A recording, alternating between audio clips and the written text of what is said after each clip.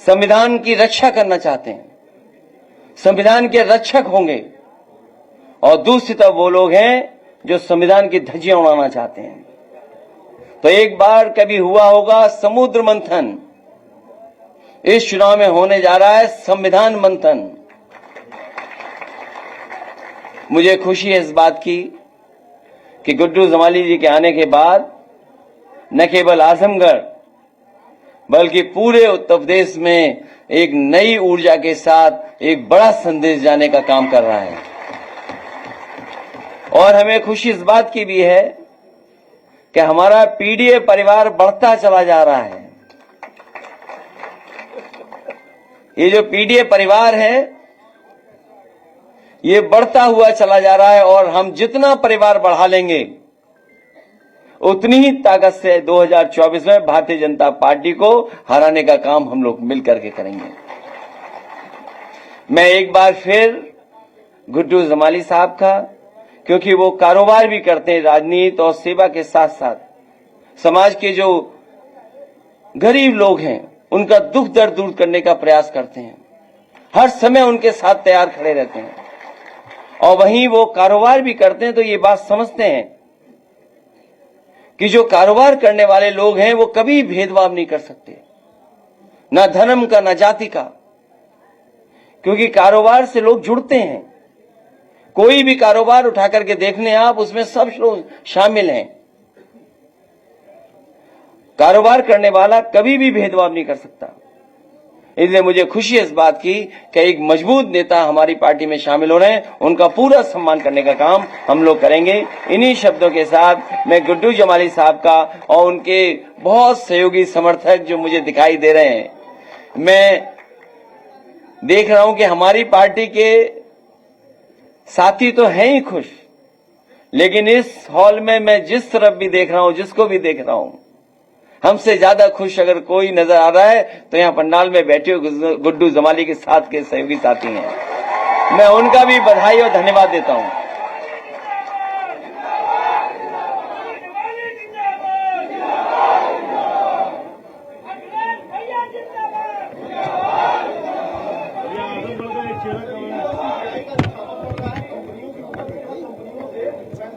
किसका? मैं रामलीला सुमन जी का बहुत बहुत स्वागत करता हूं, नए हमारे राज्यसभा सांसद। आइए बताइए।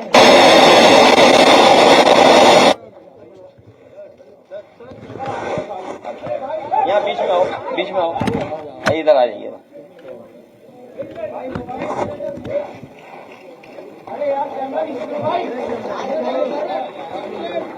भाई कैमरा नीचे करो यार, क्या कर रहे हो?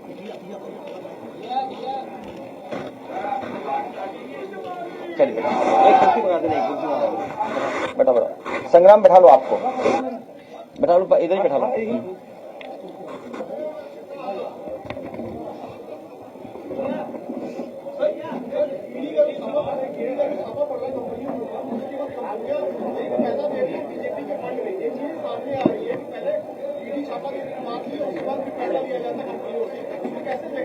ये कौन सी नई बात है? ये कौन सी नई बात बता रहे हो आप?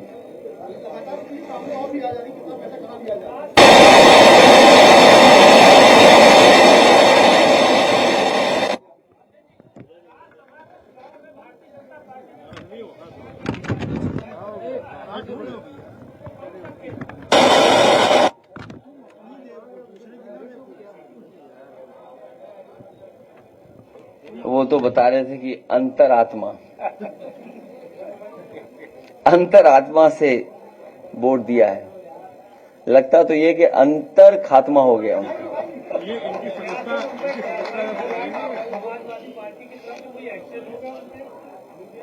जो लेट डाउन नियम है उनके तहत कार्रवाई होगी। और सबसे बड़ी बात तो यह है कि जिस वोट से वो जीत करके आए हैं उसको कैसे फेस करेंगे आप? आप बीजेपी से लड़कर के आए, बीजेपी से मुकाबला कर करके आए, तो जिस वोट ने आपको जिता करके भेजा है, अब आपकी अंतरात्मा उन वोटर्स के लिए क्या कहेगी? जो सामने आपके खड़े होंगे वोटर्स, उनका जवाब क्या देंगे? और हमें तो याद है कि बहुत बड़े पैमाने पे सूचना बीजेपी की और आरएसएस क्या कर रही वो हमें देते थे। हमें तो दुख इस बात का है, जानकारी हमें कौन देगा। हमारे पीछे जो बैठते थे वो बीजेपी और आरएसएस की हमें सूचना देते थे कि अब हमें कौन देगा वो सूचना।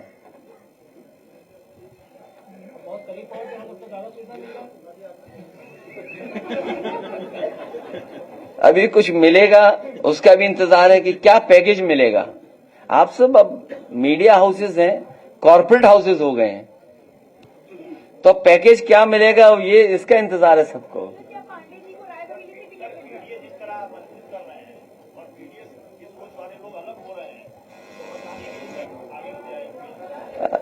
पीडीए परिवार बढ़ता चला जा रहा है, उसी की घबराहट है बीजेपी के अंदर।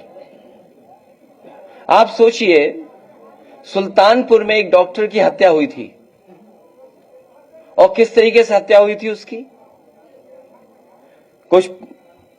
कोई कल्पना नहीं कर सकता कि डॉक्टर की ऐसी हत्या हुई होगी। गोरखपुर में एक इनकाउंटर हुआ था, उसको लेकर के क्या क्या बातें हुई थी। और ये एक घटना नहीं है, न जाने कितनी घटना हुई हैं। जहां तक पीडीए परिवार की बात है, पीडीए परिवार बढ़ता चला जाएगा। इसी की घबराहट है कि भारतीय जनता पार्टी को पार्टियों को तोड़ना पड़ रहा है और भारतीय जनता पार्टी को एक अपना गुट अलग बना देना चाहिए। भाजपा सिद्धांतहीन, भाजपा को अपना एक अलग दल, सहयोगी दल या गुट बनाकर के तैयार करना चाहिए कि जो भाजपा सिद्धांतहीन है उनको लेंगे, उसमें शामिल करें सब लोगों को। पार्टी की तरफ से क्या कार्रवाई की जाएगी जो जिन्होंने क्रॉस वोटिंग की है? ये कौन सी नई बात बता रहे हो आप? हमारी सुन करके बता रहे हो? कोई अपनी बात बताओ। अरे कोई नई बात हो तो बताओ। जिन्होंने क्रॉस वोट किया है उनका क्या? फिर आपके विधायक जाते हैं और वो आरोप लगा रहे हैं कि आपको खैरो खबर नहीं। इस तरह के आरोप पर क्या कहेंगे अखिलेश यादव? जाने वाले को कोई नहीं रोक सकता। और आपको तो ये सवाल मुझसे नहीं पूछना चाहिए, ये सवाल भारतीय जनता पार्टी से पूछना चाहिए, जो मर्यादा पुरुषोत्तम राम से क्या सीख रहे हैं। उनकी मर्यादा कहां है? आपको मंत्री बनाएंगे, आपको कुछ और बढ़ा दे देंगे। अभी एक पत्रकार साथी कह रहे थे किसी को लोकसभा दे देंगे। तो अभी तो वादे किए हैं, वादे कब पूरे होंगे? और जब वादे पूरे नहीं होंगे तो बीजेपी कैसे रोक पाएगी उन सबको? लेकिन अभी आपने कोई कार्रवाई नहीं की है, अभी तो वो सभा के जो नियम है उसके तहत कार्रवाई होगी।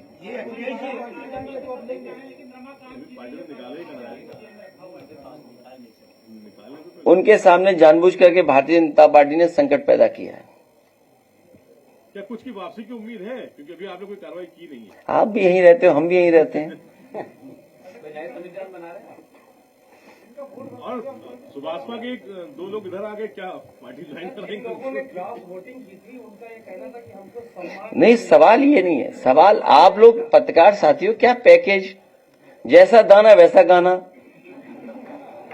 अरे भाई, आपको ये पूछना चाहिए और अंतरात्मा से आपको ये बताना चाहिए कि क्या पैकेज मिला तो समाजवादी पार्टी को छोड़ के चले गए। तो पैकेज बता ही नहीं पा रहे हैं। कोई अभी पैकेज बता रहा था कि लोकसभा रायबरेली मिलेगी।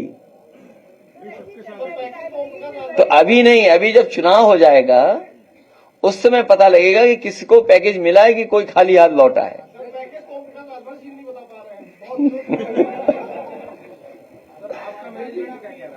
हमारा मैनेजमेंट नहीं, अब स्वार्थ, किस पे स्वार्थ नहीं छिपा? लालच, लोभ, सरकार का दबाव कितना है सोचिए आप। मैंने आपसे क्या कहा? जिस समय सुल्तानपुर में एक डॉक्टर की हत्या हुई, उस समय सरकार के बारे में क्या कहा गया? गोरखपुर में एक इनकाउंटर हुआ, उस समय सरकार के बारे में क्या बोला जा रहा था? एक मां बेटी जिंदा जला दी गई, मां बेटी को जिंदा जला दिया गया बुलडोजर चला करके। तब इनकी अंतरात्मा कहां थी? तब अंतरात्मा हमारे साथ थी। ये मैनेजमेंट नहीं, मैनेजमेंट से ऊपर वाला काम हुआ है। लेकिन तोड़ फोड़ तो आपने भी कर दी सामने भाजपा में, है तो ट्रैक तो उनका लिया कि नहीं लिया?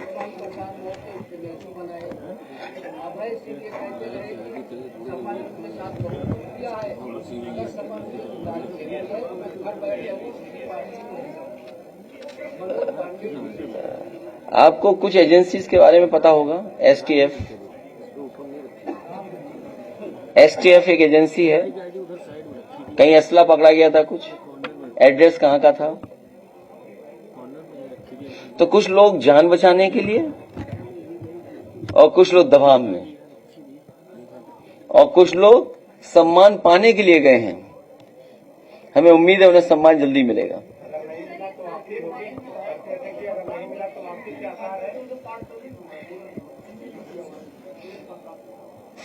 क्या लिखा है?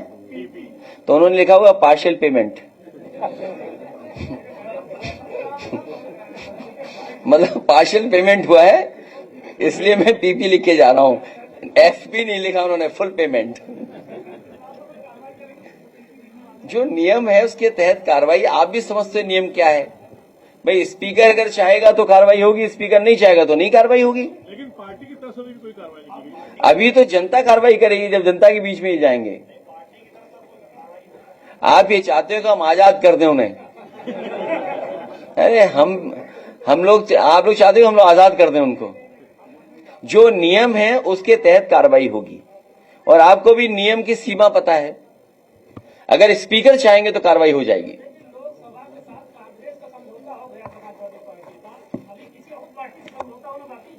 आप बताओ कोई पार्टी बची हो तो।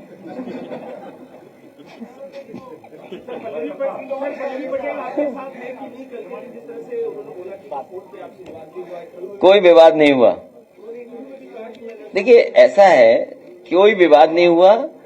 हमने कहा कि सब अंतरात्मा से आप वोट दे दिए। अगर आपकी अंतरात्मा बीजेपी को कहती है बीजेपी को वोट दीजिए, अगर अंतरात्मा कहती है सपा को वोट दीजिए सपा को वोट दीजिए।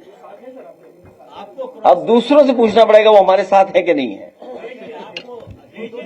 बसपा से आपके साथ में आने वाले चुनाव को लेकर क्या बसपा से भी कहीं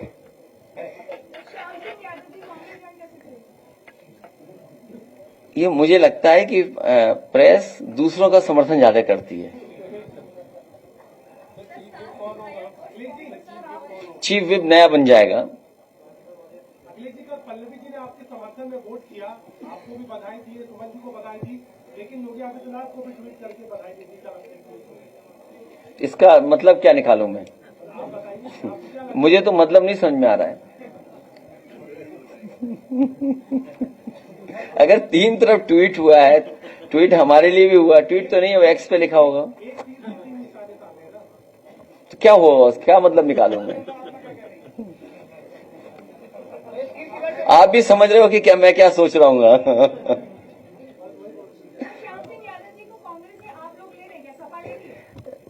अभी आपने कहा कि वो कांग्रेस में जाना चाहते हैं।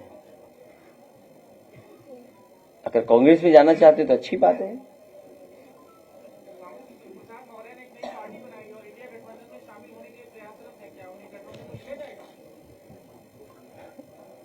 कौन सा चैनल है ये?